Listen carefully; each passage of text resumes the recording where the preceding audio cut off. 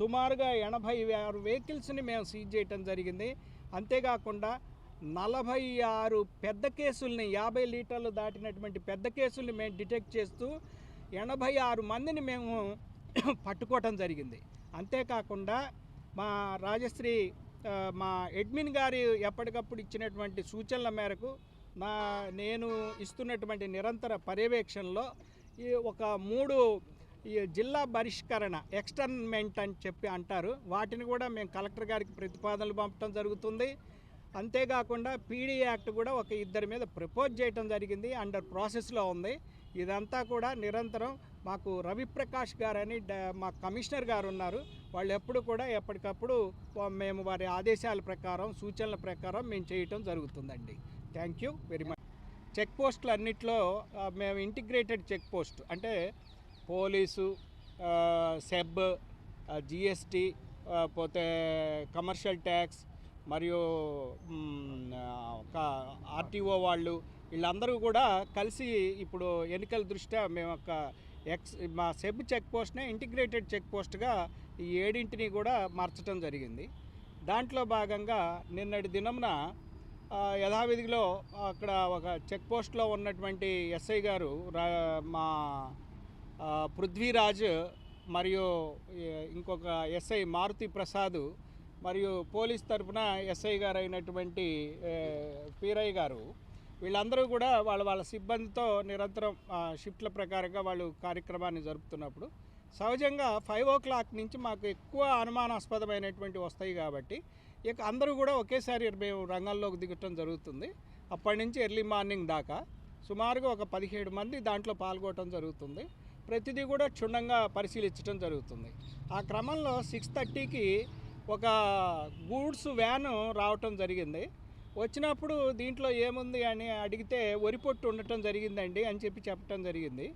వరిపొట్టు ఇంత బరువు ఉండదు కదా అని చెప్పి పృథ్వీరాజ్కి బాగా డౌట్ వచ్చింది, ఎస్ఐకి, సెబ్ ఎస్ఐ అతను. డౌట్ వచ్చిన తర్వాత దాన్ని నరసింహులు అనేటటువంటి కానిస్టేబుల్ తీక్షణంగా చూసిన తర్వాత సార్ లెక్కర్ స్మెల్ వస్తుందండి అని చెప్పిన తర్వాత మారుతి అండ్ పీరయ్య గారు క్షుణ్ణంగా వెళ్ళి మొత్తం ఇప్పించి పక్కన పెట్టించి క్షుణ్ణంగా తరోగా చూసిన తర్వాత దాంట్లో 240 లిక్కర్ కలిగినటువంటి బాక్సులు ఒక్కొక్క దాంట్లో 48 చొప్పున డీకే విస్కీ అనేటటువంటిది ఉండటం జరిగింది. అంటే డీకే అంటే డబల్ కిక్ సూపీరియర్ విస్కీ అనేటటువంటిది ఉండటం జరిగింది.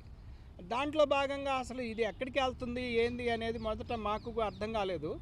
ఇమ్మీడియట్గా మేము మా ఇంటెలిజెన్స్ కానిస్టేబుల్స్ని నరసింహులు అని చెప్పి హెడ్ కానిస్టేబుల్ ఉన్నారు మాకు, వాళ్ళని అక్కడికి పంపించిన తర్వాత మా మధుబాబు, మధుసూదన్ రెడ్డి మిగతా వాళ్ళతో వెళ్ళి ఇమ్మీడియట్గా వాళ్ళ పనులు చేసిన తర్వాత టెక్నికల్ టీం కూడా ఇమ్మీడియట్గా మా ఎస్పీ గారికి చెప్పిన వెంటనే టెక్నికల్ టీంని కూడా పంపించడం జరిగింది. ఆ టెక్నికల్ టీంలో మన మొబైల్ ట్రాకింగు మిగతా సదుపాయాలు అనేటటువంటి దాంట్లో త్రినేత్ర మిగతాటటువంటి ట్రాక్ చేయటం జరుగుతుంది.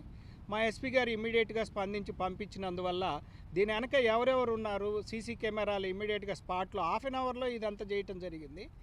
బయటపడినప్పుడు దీని వెనుక దీంట్లో డ్రైవర్గా ఉన్నటువంటి పఠాన సాదక్ అనేటటువంటి వ్యక్తి మరియు అతనికి సహకరించేటటువంటి ఇంకొక వైపున క్లీనర్గా ఉండేటటువంటి షేక్ షఫీ అనేటటువంటి వ్యక్తి, వీళ్ళు మొదటగానే 2:40 వరకు వనపర్తి వెళ్ళటం జరిగింది. ఆ వనపర్తిలో అక్కడ ఒక ఐఎంఎల్ డిపో తెలంగాణలో ఉండటం జరిగింది. అంటే అక్కడి నుంచే ప్రతి వైన్ షాప్కి అధికారికంగా ఆ తెలంగాణలో ఉన్నటువంటి లిక్కర్స్కి ఇవ్వటం జరుగుతుంది. అక్కడ 614 బాక్సులతో ఆ రోజు 29 లక్షలతో ఈ యొక్క ఎస్వి వైన్స్ అంటే శ్రీ వెంకటేశ్వర వైన్స్ అనేటటువంటి దాంట్లో జింకలపల్లి అనేటటువంటి విలేజ్లో ఇటికాల మండల్లో ఈ జోగులాంబ గద్వాల జిల్లాలో ఉన్నటువంటి అతను వాటిని కొని ఇతను రాగానే ప్రీ ప్లాన్ ప్రకారంగా ఆ బండిని ఇతని దగ్గర నుంచి ఈ సాధక్ దగ్గర నుంచి తీసుకొని ఆ డిపోలోకి వెళ్ళి అక్కడ లోడ్ చేసి ఈ 240 బాక్సులు దాంట్లో వేసేసి పట్టా కట్టి ఎవరికి కనపడకుండా ఆ యొక్క వరిపొట్టు బస్తాలు వేసి తాను పంపించడం జరిగింది. పంపించి ఒక టీపీ కాగితాలన్నీ వాళ్ళకి ఇచ్చేసి ఇది ఇంటర్నేషనల్గా ఎక్కడికైనా పోవచ్చు, నువ్వు వెళ్ళు అంటే వీళ్ళు రావటం జరిగింది. అయితే ఇదంతా ప్రీ ప్లాన్ ప్రకారంగా దీని వెనక కింగ్ పిన్ ఎవరు అని చెప్పి మేము చూసినప్పుడు దీని వెనక చింపర్తి రింగుల భాష అనేటటువంటి ఒక వ్యక్తి కాదర్పల్లి అనేటటువంటి పల్లవోలు విలేజ్లో ఉన్నటువంటి అతను ఇదంతా కూడా చేయించడం జరిగింది. ఈ పల్లవోలు గ్రామానికి చెందిన ఈ చింపర్తి రింగుల భాష అనేటటువంటి అతను ఇది 105వ కేసు అండి. అతని మీద 105వ కేసు. 104 కేసులు అధికారుల మీద దాడి చేయటం, అధికారులని చంపబోవటం, ఎర్రచందనం స్మగ్లింగ్ చేస్తూ కొన్ని దొరికినాడు, కొన్ని దొరకకుండా అనేకమైనటువంటి చేయటం, అరాచకాలు చేయటం అనేటటువంటి సమాజానికి ఒక అపకీర్తి తెచ్చే విధంగా తన యొక్క ఆగడాలు సాగుతూ చేయటం జరిగింది. నిన్నటి దినమున మేము దీన్ని ఇమ్మీడియట్గా హాఫ్ అన్ అవర్లో మా ఎస్పీ గారు ఇచ్చినటువంటి టెక్నికల్ టీం సహాయంతో ఇమ్మీడియట్గా మేము దీన్ని ఛేదించడం జరిగింది ఈ యొక్క వ్యక్తిని. ఆ తర్వాత ఇతనికి సహాయకుడుగా అతని యొక్క ఈ బండి ఓనర్ అయినటువంటి కదనూరు హబీబుల్లా అనేటటువంటి అతను కూడా అదే ఊరికి చెందినటువంటి కాదర్పల్లి విలేజ్ చాపాడు గ్రామానికి చెందినటువంటి వాళ్ళు ఈ యొక్క కడప జిల్లాలో ఉన్నటువంటి ఇతంది వెహికల్స్ ఎప్పటికిప్పుడు ఇస్తూ అయితే ఎర్రచందనం లేకపోతే ఇంకోటి ఏదో ఒకటి చేయటం జరుగుతుంది. వీళ్ళందరూ కూడానండి ఈ కాదర్పల్లి సంబంధించినటువంటి వాళ్ళే ఈ నలుగురు కూడాను. అయితే ఇదంతా అతను తీసుకున్న తర్వాత కొంతేమో మైదుకూరులో, కొంతేమో ప్రొద్దుటూరులో ఇవ్వటానికి వీళ్ళు ప్రీ ప్లాన్ ప్రకారంగా తీసుకోవటం జరుగుతుంది.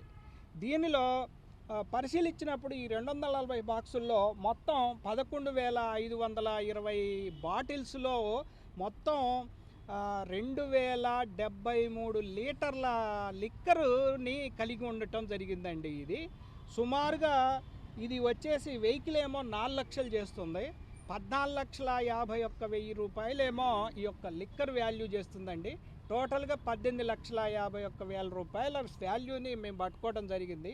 ఇక్కడ వాల్యూ కంటే కూడాను అతి ముఖ్యమైనటువంటిది ఎవరైతే ట్రాన్స్పోర్ట్ చేస్తారో, ఎంత కరుడుగట్టినటువంటి వాళ్ళైనా సరే వెంటాడి మేము మాత్రం దాన్ని పట్టుకోవడం జరుగుతుంది. ఈ యొక్క కర్నూలు జిల్లాని ప్రశాంతంగా ఎన్నికలు జరగటానికి మా వంతు కృషిలో మా యొక్క రాజశ్రీ, మా ఎస్పీ గారు అయినటువంటి కృష్ణకాంత్ గారి ఆధ్వర్యంలో సెబ్ డిపార్ట్మెంట్ అనేటటువంటిది నిరంతరం కృషి చేస్తుంది.